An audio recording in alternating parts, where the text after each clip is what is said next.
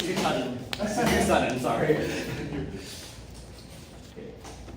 So, hello everyone. Hi. Yeah, my name is Pat. Today I'm going to share a topic. It's called how to be a good engineer. So before I start, I would like to ask, who wants to be an engineer after you graduate? Oh, thank you. Yeah, we got two. Okay. Yeah, okay, so today I'm going to share something I wish I would know while I was a student. So I do hope you can learn something from my speech, all right? Okay, so before I start, I'd like to introduce my company first. I'm a software engineer in a company called Synopsys. And we got some customers like Intel, NVIDIA, Huawei, Samsung, Qualcomm, Realtek, TSMC, and Apple corporations. Because we provide all product for those companies to design a CPU or design a chip. So that's why we got those companies. Okay, so as we have a lot of customers, so we got a lot of branches over the world, such as Asia. We got China, South Korea, Japan, and India, Singapore, Sydney, of course. And talk about Europe, we got France, Ireland, Germany. But I would say the first of the places are in the Canada and United States because we had a headquarters in Silicon Valley. So what is the engineer?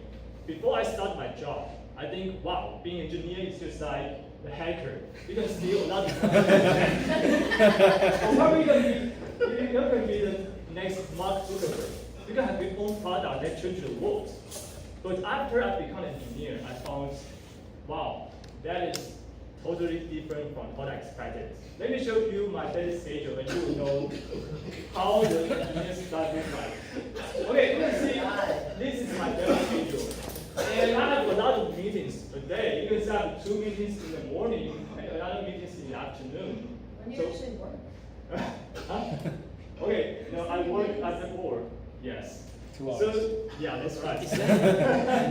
So you can see why I spend too much time on a meeting per day. Because I'm not Mark Zuckerberg, I'm not a hacker. If I have to finish my job, I need to co-work with others. So that's why I have a lot of meetings with the engineers from France, from China, from United States. Okay, so talk about co-work. The first tip is how to cooperate with others. So, for example, okay, imagine that if you got this email, it said, "Hi Pat, your work is a crap. Give me another one now." Okay, his name is Andy. So if you were me, how do you feel? You feel bad, right? You feel offended, right? Because first of all, he said your work is a trash. And second, he gave you an order that, hey, give me another one as soon as possible.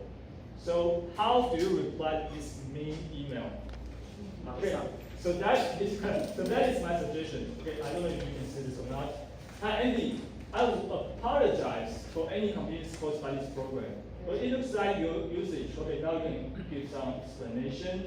And at last, and in the end, you can say, "Hi Andy's manager, any comment?" Thanks, Pat. So there are the 2 tips in this email. The first tip is apologize first. Even though that is not your fault, but you can imagine that when Andy used your program, he probably got pissed off. He probably was very angry. So you need to let him know, hey, I'm here to help you. I'm here to make your life easier. So I apologize first. And second is that to notify his manager. Just put his manager in the mail list because he probably just want to irritate you. He just want to pick the fight with you. But once he understands his manager is in the mail list, man, he will never do something stupid. So that are the 2 tips. First, apologize first. Second, notify his manager.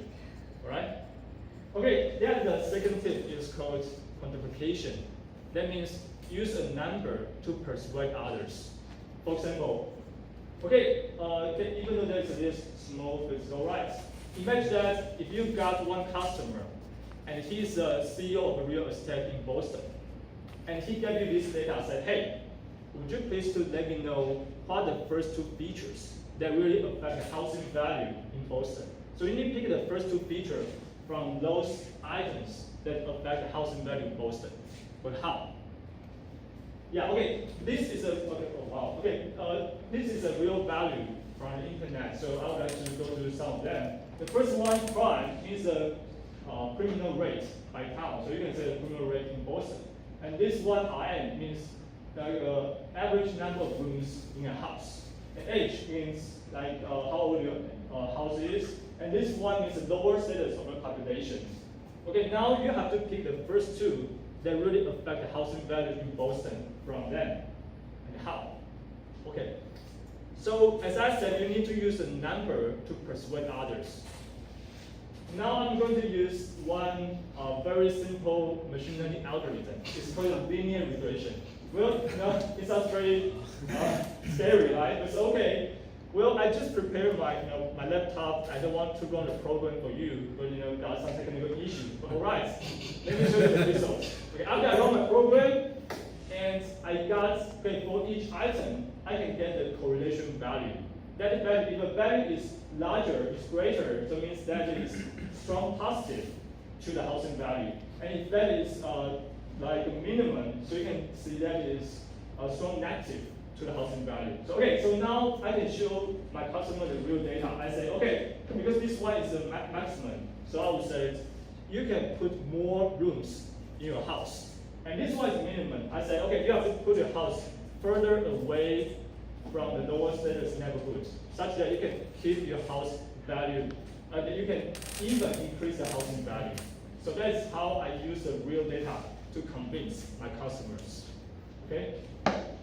Right, because of the time limitation, and I just shared two tips with you. The first, preparation. Once you get a main email, how do you do? First, you apologize first. Next, you notify his manager. The second tip is quantification. You need to use the real data to support your position, to support yourself. Right, so that is my speech. And I wish you learned something from my speech and you can have a better career path than mine. Thank you so much. Thank you, Ted, for that wonderful speech. I actually hope to become an engineer myself from that speech, so thank you very much. So starting now,